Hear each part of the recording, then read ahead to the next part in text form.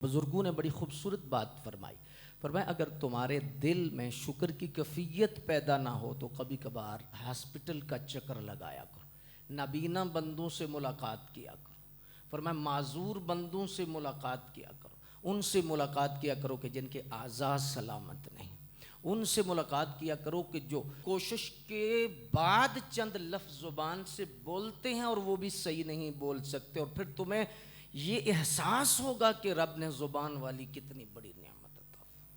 جو نہیں سننے والے جب تم ان سے ملاقات کرو گے تو پھر تمہیں احساس پیدا ہو جائے. تو اس لحاظ سے ان جگہوں پہ چکر لگائیے جہاں محروم لوگ ہیں, مسکین لوگ ہیں. اسی لیے امراء کے لیے حکم ہے کہ کبھی کبھی بچوں کو گاڑی پر نہ سوار کرو, ان کو مسافر گاڑیوں پر بھی سفر کرایا کرو تاکہ ان کو پتہ چلے کہ ہمارے باپ کی عزت کیا ہے, ہمارے باپ نے ہمارے لیے کیا کیا ہے.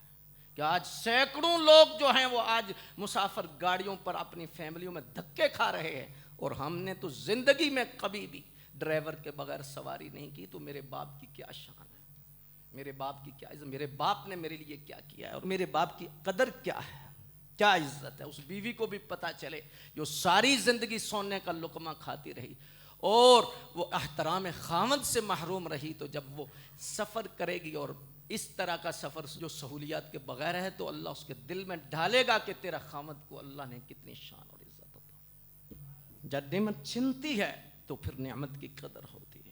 تو اس لیے صوفیاء نے یہ باقاعدہ لکھا ہے کہ کبھی کبھی اولاد کو جھونپڑیوں والوں کے پاس بھی لے کے جاؤ کہ یہ رات کیسے گزارتے ہیں, کہ جب اتنی شدت اور حدت کا موسم ہے اور مچھر ہے اور مکھیاں ہیں, اور اس انداز میں یہ بھی تو انسان ہے نا, اور تو بھی انسان ہے.